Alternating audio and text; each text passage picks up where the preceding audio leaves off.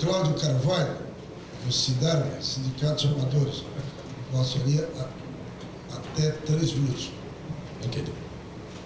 A pergunta é para o representante da CEP. Se quando criaram essa medida provisória, lembraram como a Amazônia opera. Porque na Amazônia nós temos terminais de todo tamanho, de 50 a 5 mil. E o que me parece que a regra fica igual. E obedecer essa mesma regra com um terminal na Amazônia fica muito difícil, muito complicado. E isso cria, ou vai deixar a Amazônia travada, ou nós vamos ficar à margem da lei. E aí, até usando um pouco do que o colega colocou, socorro, excluam a Amazônia disso, porque senão nós vamos parar realmente lá.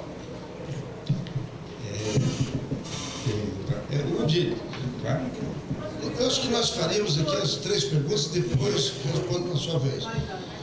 Com a palavra do Galdino Alencar, da transportadora Ale, Manaus, Amazonas. A senhora tem 3 minutos. Ok.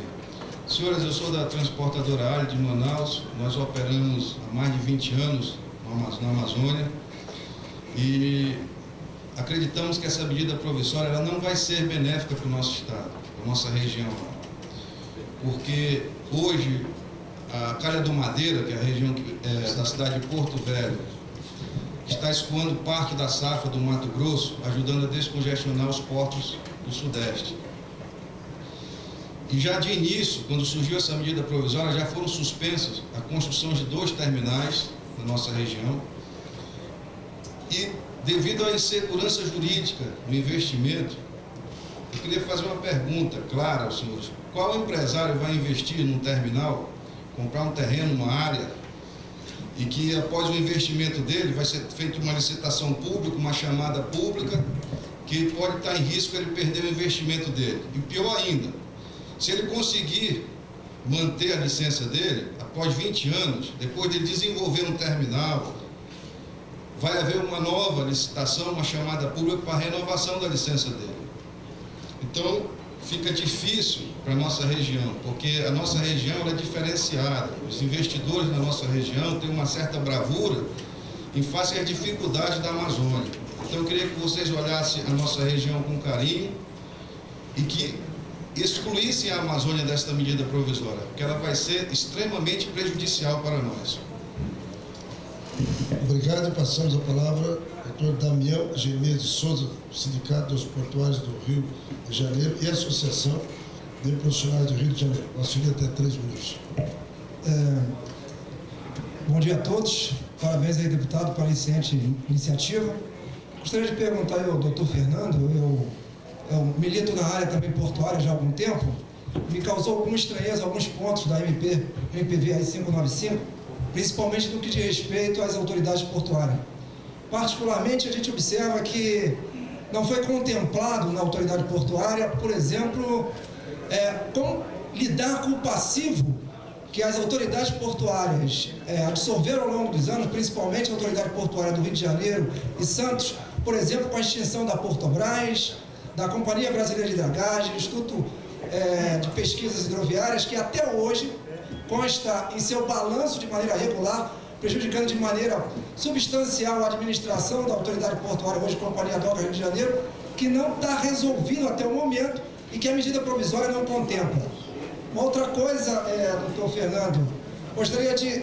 A gente não percebeu ao longo do tempo investimento em treinamento no seu quadro da autoridade portuária, e percebemos, no caso da Companhia Doca do Rio de Janeiro, em termos mais recentes, contratações de vários profissionais de diferentes áreas, e a gente observa que essas contratações, elas não atendem, não vêm de encontro ao que está determinando hoje, ao que sinaliza o governo federal, em vistas à competitividade e eficiência no funcionamento dos portos. O representante da ANTAC, eu gostaria de perguntá-lo, o senhor mencionou de uma maneira muito clara a questão da profissionalização das autoridades portuárias.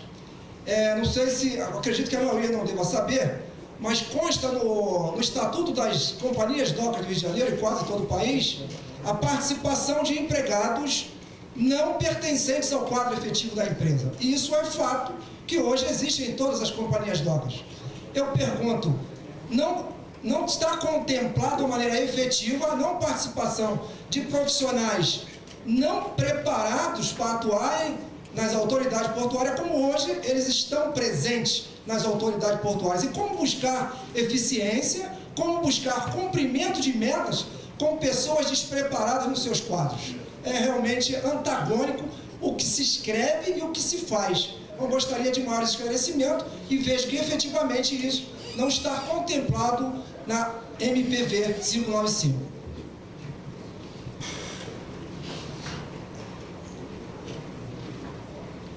A nossa sempre deputada Thelma Souza. Obrigada, deputada Edinho. Eu estou aqui representando a Assembleia Legislativa de São Paulo. Eu sou deputada estadual nesse momento e fui companheira e colega do Edinho durante 12 anos, dos quais 6 estive na Comissão de Portos, tendo sido 2 vezes sua presidente sobre a Comissão dos Portos. Eu queria fazer eu estou numa comissão representativa da Assembleia nesse momento. Eu queria fazer um diagnóstico muito rápido em função do tempo e queria fazer uma pergunta final para os 2 debatedores. Eu penso que nós temos, genericamente falando, os detalhamentos são muitos, 4 situações complexas na MP 595. É bom lembrar, para quem não me conhece, que eu sou do PT, mas me dou o extremo direito de poder dizer aquilo com o qual eu não concordo, até para poder colaborar com o meu governo. E, em dezembro, escrevi uma carta pessoal para a presidenta Dilma e conseguimos, de uma maneira ainda tímida, abrir negociação com a ministra Gleisi no início do mês de fevereiro.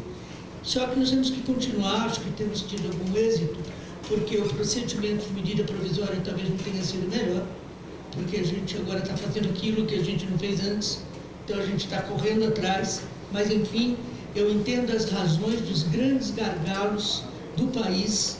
Eu venho de uma região, aqui tem gente de Santos, nós temos tido, de uma maneira quase que diária, concentrações de filas, porque estamos na safra da soja, e nós temos tido filas de quilômetros em função do porto e uma ausência total de uma logística que possa dar resposta a essa questão desse radar. Com a abertura do Canal do Panamá, o seu alargamento do Canal do Panamá, e com uma incidência maior de transporte, contêineres, e aumento dos teus, inclusive, nesses contêineres, eu tenho a impressão que a situação só tem a se agravar, e eu concordo quando você diz que a gente tem que acelerar essa discussão. Só que nós tínhamos um marco regulatório, que bem ou mal funcionava. E a minha grande desconfiança, primeiro, porque ao tirar a polícia, já falaram, mas é bom talvez fazer um compacto, ao tirar a questão da ação policial exclusiva de portos para particularizadas ações policiais de segurança, nós abrimos uma zona de segurança de fronteira do restante do país, e é bom lembrar que alguns portos brasileiros, Santos não foi exceção, acabaram sendo zona de segurança nacional na época militar, concordemos ou não, mas de repente era importante para a segurança nacional e de repente não é mais importante para a segurança nacional. Eu acho que temos que prestar atenção nessa situação. Segundo, a quebra de isonomia entre os terminais privativos e os privados. Eu sei que a questão da licitação é extremamente importante. Lá na nossa região nós temos inúmeros terminais que já chegaram na sua fase final de prazo. Eu mesma me debrucei sobre essa questão durante o tempo que fiquei aqui, sem resolução final, e eu acho que essa quebra de isonomia traz uma briga que eu não sei se ela é competitiva, mas eu acho que ela é fratricida. Acaba sendo a perda de cargas entre os terminais privados para os privativos. Eu acho que isso não traz produtividade. Eu desconfio que isso pode trazer mais situações negativas do que positivas. A terceira questão já foi colocada com brilhantismo com os trabalhadores, a questão do ódio, que bem ou mal é uma situação organizada entre os sindicatos, e foi uma luta a partir da 8.630, da qual eu há 20 anos participei, e finalmente, do ponto de vista da autoridade, eu acho que a questão dos CAPs me preocupa particularmente de uma maneira extrema. Os portos são diferenciados, é diferente falar de Imbituba e falar de Santos. As situações dos planos diretores das cidades têm peculiaridades, como já alguém disse antes de mim, absolutamente diversificadas. E ao trazer, com um cuidado talvez, de se fazer uma grande ação para o Brasil, a gente pode, ao desmontar a possibilidade deliberativa dos CAPs, de acabar com uma ação que começou, que de alguma maneira veio para 8.630 a partir da experiência do Porto de Santos, a época, não por minha causa, mas a época que eu era prefeita, a partir da experiência de Barcelona. Eu acho que o CAP, ele traduz a maneira mais avançada de se ter todos os atores portuários numa mesa de negociação permanente, além de outras situações, como o plano diretor das cidades e por aí vai. São planos delicadíssimos, com particularidades e relações de poder local que a gente precisa verificar, e à medida que a gente tem o empresário, o trabalhador e o poder público nos seus 3 níveis, você tem uma representação clara de uma democracia que se coloca a partir da comunidade, da região, do Estado e da particularidade que aquele porto explica. Então, eu coloquei 4 questões: a guarda portuária, a isonomia entre os terminais, o privado e o privativo, que foi quebrada. Olha a questão da Embraporte há 15 dias atrás, 20 dias atrás, que quase precisou de ação federativa da Marinha, que seria gravíssimo para a nossa região e para os portos brasileiros. A questão dos trabalhadores, que vão perder sim, e claro, a necessidade de uma contínua e esmerada qualificação, para se falar, como os espanhóis dizem: meu filho, se você não estudar, você vai ter que trabalhar no porto. Isso era antes, agora é: meu filho, vai estudar para você poder trabalhar no porto. E a última questão é a questão do CAP, que eu acho uma questão de poder. E a pergunta é, eu quero tomar, não vou pedir para o Sudeste sair como a Amazônia pediu, mas eu acho que o pessoal que representa o Amazonas falou algo interessantíssimo. Será que, na tentativa de se trazer mais investimentos, a insegurança que está sendo gerada não está afastando justamente aquilo que o meu governo, o nosso governo, pretende? Essa é a minha grande aflição. Obrigado. Agradecemos.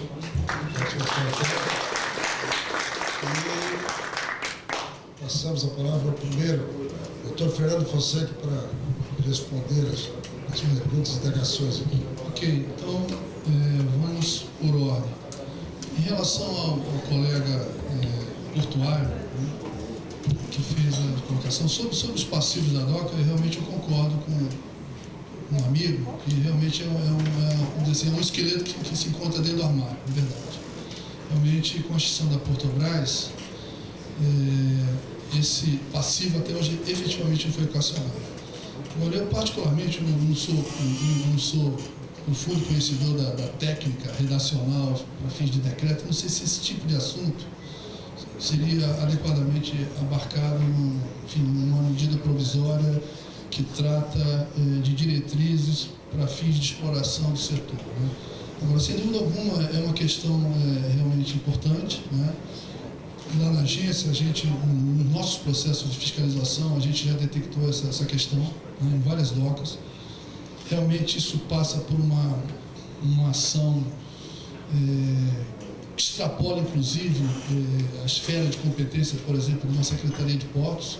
Depois o doutor Montenegro pode até aprofundar mais isso, porque realmente envolve vários agentes para tentar resolver isso. Sem dúvida alguma, é um dos fatores que, de certa forma, comprometem o equilíbrio econômico-financeiro dessas companhias e, consequentemente, até prejudicando, como você falou, a questão do treinamento do seu pessoal, né? Quer dizer, diferentemente dos terminais arrendados que lá operam nesses portos, que são realmente exemplos de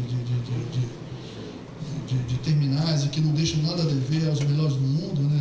Infelizmente, nós temos que reconhecer, as nossas autoridades portuárias realmente estão muito aquém nesse quesito. Quer dizer, durante esse período todo, o setor efetivamente ficou comprometido, né? Justiça se faz, quer dizer, com a entrada em operação da CEP, o setor portuário passou a ficar na ordem do dia, vamos dizer assim, e, consequentemente, fazendo com que esse tipo de questões, eu imagino que devam estar sendo estudadas para fins de equacionamento. Isso passa necessariamente pelo treinamento de pessoal, aparelhamento, enfim. Inclusive renovação, que é o que acho que é importante frisar. Quer dizer, quando eu comecei a atuar no setor portuário, recém-formado, com 21 anos, 22, e nesse intervalo de tempo a gente não percebe uma renovação dos seus quadros. Isso é ruim. Uma autoridade portuária, para ter autoridade, ela tem que estar muito bem capacitada tecnicamente para poder justamente atuar em consonância e com o que a legislação lhe atribui, né? Então, acho que isso aí eu concordo comigo e realmente talvez o Montenegro possa agregar mais valor a esse tipo de questionamento. Com relação à Amazônia, propriamente dita, eu particularmente acho que efetivamente eu não entendi bem a colocação, tá? Mas de uma maneira geral, eu acho que a medida provisória veio no sentido contrário, exatamente a tranquilidade necessária para os investimentos. Quando eu falei em acelerar esse processo, realmente, em função desse gap que a gente está observando entre a edição da MP e a discussão no Congresso, a gente está preocupado no sentido de retomar, vamos dizer assim, retomar e acelerar uma série de procedimentos. Quer dizer, a gente tem conhecimento de algumas demandas reprimidas, né? Até por conta dessa indefinição que ainda paira a respeito de como vai efetivamente ser tornado em lei o que está sendo proposto na MP, né? Isso, naturalmente, a partir dessa definição, a ANTAC, juntamente com a CEP, vai proceder às regulamentações necessárias que vão ser requeridas para vários assuntos, inclusive a questão dos CAPs, que a senhora muito bem colocou, deputada. Enfim, então, por isso que eu, particularmente, essa sua preocupação, se fosse sob essa ótica, eu até que concordo. Agora, em relação à segurança jurídica para fins de investimento, eu acho que a medida provisória, na minha modesta opinião, ela veio ao encontro desse objetivo. Bem, com relação aos pontos que a deputada elencou, inclusive, a senhora demonstrou de forma muito cabal que conhece bem o assunto, né? Entrou nos detalhes, né? Então, quer dizer, com relação à guarda portuária, quer dizer, não desmerecendo, não é isso, né? Mas a guarda portuária ela tem um viés muito específico, quer dizer, ela tem uma função preponderantemente para fins de segurança patrimonial, né? Quer dizer, isso aí, inclusive, foi outra coisa assim, não diria, não foi uma boa distorção, vamos dizer assim, no bom sentido, porque o que a gente observou nos últimos anos que, em relação a esse tipo de pessoal, houve sucessivos concursos públicos, inclusive até por conta do ISPS Code, inclusive muitos pontos houve um aumento e um reforço bastante significativo desse tipo de perfil de pessoal, diferentemente de outros setores dentro da área dos portos, na área de economia, na área de engenharia, que realmente continuam deixando muito a desejar. Então, nesse sentido, eu imagino, tá, que essa suposta omissão, né, que a MP contemplou no que diz respeito a esse segmento, deva ser, vamos dizer assim, deva ser retomado o arcabouço legal, até para dar justamente a segurança e a tranquilidade para esses efetivos, né? Que são realmente muito importantes, né? A senhora colocou que, enfim, são instalações que envolvem segurança nacional, quer dizer, juntamente com esse tipo de pessoal, nós temos também os trabalhos concomitantes da Polícia Federal, enfim, os demais órgãos de segurança que enfim, preservam e protegem os nossos portos. Sobre o outro ponto que envolve a questão de arrendamentos, suposta assimetria concorrencial, enfim, isso é uma longa discussão, viu, deputada? E acho que eu sei se o tempo seria possível, mas acho que é importante frisar, acho que o Montenegro ele colocou isso aí de forma muito apropriada no início da sua discussão, quer dizer, vamos dizer assim, essa abertura que eventualmente poderia acarretar a fuga de cargas, eu imagino, tenho certeza que ele vai confirmar isso, não vai ser uma liberação sem um estudo, com base em estudos, em que realmente recomendem, indiquem a necessidade de, num curto espaço de tempo, você fazer frente à demanda eventualmente reprimida ou projetada, quando você confrontada com os investimentos públicos lá disponíveis, disponibilizados dentro dos portos públicos. Então, eu acho que sob essa ótica, até por conta dos investimentos que o poder público está fazendo junto aos portos, programa de dragagem, enfim, eu não consigo conceber, né, imaginar que não vai haver essa preocupação de ter uma competitividade minimamente harmoniosa. Eu não consigo imaginar outro cenário que seja isso. Sobre os órgãos, nós temos, concordo com a senhora, os órgãos são realmente muito importantes, principalmente quando você trabalha no mercado de esporte, né, o que realmente, economicamente falando, é muito importante para o operador portuário se valer dessa mão de obra quando assim desejar e necessitar. Então, sobre esse aspecto, eu acho que é unânime, enfim, afirmar que a figura do órgão bem administrado, né, sem os passivos que a gente tem conhecimento, né, efetivamente é uma ferramenta muito interessante para os operadores que operam nos portos públicos. Diga-se de passagem, e também para os operadores que eventualmente operam fora do porto público. Nós temos conhecimento de vários terminais que se valem dessa mão de obra, né, de requisitá-la e fichá-la, entre aspas, né, para seus quadros. Sobre o CAP, eu concordo com a senhora, realmente é um conselho democrático, né? Eu acho que, apesar do novo perfil que está sendo dado a ele, com viés basicamente, unicamente consultivo, eu acho que não diminui a sua importância, muito pelo contrário, o CAP tem competência para continuar discutindo todos os temas, né, a ele afetos ou de interesse da comunidade ali integrante. Eu acho que de certa forma, dentro desse viés, que, volto a dizer, não minorou, não dificultou a atuação democrática dos agentes que ali atuam, mas dentro desse viés, de certa forma, eliminou algumas distorções. Vou citar uma, por exemplo, os CAPs, nos termos da Lei 8.630, que foi revogada, ele tinha uma prerrogativa, por exemplo, de homologar reajustes, aumentos, revisões de tarifas portuárias. Essa prerrogativa, em alguns casos, né, a gente observou que foi mal atendida, vamos dizer assim, né? Isso comprometendo, inclusive, em alguns casos, até a questão econômico-financeira dos portos. Então, ou seja, o que eu quero, só para finalizar, deputado, que não está cobrando aqui, em linhas gerais, quer dizer, acho que é importante frisar, quer dizer, o novo perfil do CAP, em nenhum momento, vai diminuir a participação democrática de todos aqueles agentes que lá atuam. Ou seja, eu como administrador portuário, realmente eu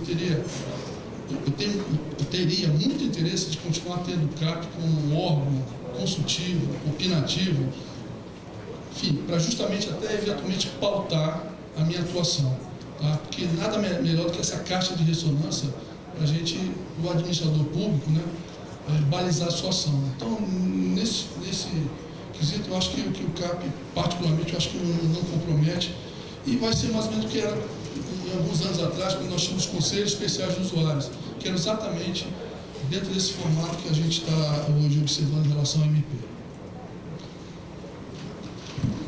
Obrigado, doutor Fernando. Pergunta do doutor Luiz Cláudio, gostaria de se manifestar. Eu vou ratificar o que o Fernando falou, mas eu queria fazer uma observação sobre a questão da Amazônia. Eu acho que é um ponto que está mal entendido da medida provisória, precisa ser esclarecido.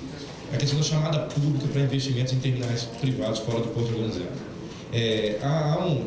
Algumas pessoas já me procuraram e manifestaram o entendimento de que essa chamada pública, ela seria, por exemplo, se alguém apresenta um projeto de um terminal privado, essa chamada pública seria para outros interessados investir no mesmo local, no mesmo terreno. Não é isso, assim, isso nunca foi pensado quando se pensou na chamada pública. O objetivo dessa chamada pública é exclusivamente dar transparência ao processo. Então, quando alguém solicita uma autorização para um terminal privado, fora do porto, o objetivo é dar transparência que está acontecendo na agência reguladora no processo de autorização e que todos precisam conhecer. E que se alguém tem um outro projeto em um outro local próximo, do mesmo formato, com o mesmo tipo de carga, ele pode se manifestar e dizer, olha, também tenho interesse em um projeto similar, numa outra localidade aqui que eu tenho propriedade, e eu quero fazer um terminal do mesmo tipo. Então, já que o governo está abrindo a oportunidade para um, eu também quero fazer. Mas não um conflito de propostas para a mesma área. Isso não está colocado, e eu acho que isso vai ficar claro à medida que a gente regulamentar essa situação. Mas eu digo aqui claramente, quem participou de todas essas discussões, que não há esse entendimento. Então, o que nós temos aqui é uma transparência, eu acho que transparência não atrasa processo nenhum, pelo contrário, ela evita confusões mais para frente, que alguém pode se sentir lesado, porque não sabia do que estava acontecendo. Então, é transparência. E esse processo de autorização de terminais privados, ele vai continuar sendo muito ágil. Só que agora, com muito mais compromisso e segurança jurídica que o investidor precisa. Antigamente se dizia, olha, eu recebo aqui uma autorização, mas se por um acaso aparecer aqui uma outra carga, eu não posso atender. E aí alguém entra na justiça e diz que eu estou ilegal, etc. Isso acabou, o entendimento, não há mais esse entendimento de classificação de propriedade de carga para distinguir terminais. Assim, o que existe são os terminais que estão dentro do porto organizado, que precisam passar por um processo de licitação porque usam um bem público. E os terminais que estão fora do porto organizado, que vão receber uma autorização com compromisso de investimento, cronograma, etc. Assim vale para os terminais, para as ETCs que são implantadas na Amazônia. Elas vão ser solicitadas com muita agilidade. A agência reguladora vai dar transparência a esse processo.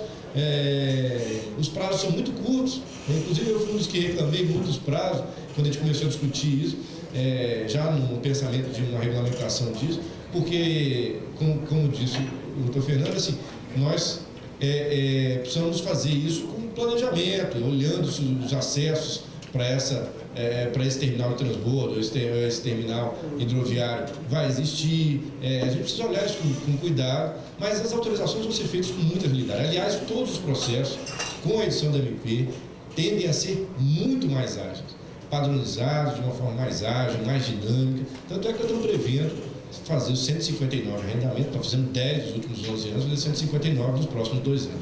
Então, a gente pode esperar disso uma agilidade muito grande do governo. Sobre os outros aspectos, eu acho que o Fernando respondeu muito bem, a questão da atuação da guarda portuária, ela está preservada, e aí tem que se discutir institucionalmente o papel da guarda portuária junto ao papel da Polícia Federal, por isso eu falei a importância da Conaportos, o papel da Polícia Federal, o papel da Capitania dos Portos, como um conjunto de segurança para os portos, isso está preservado.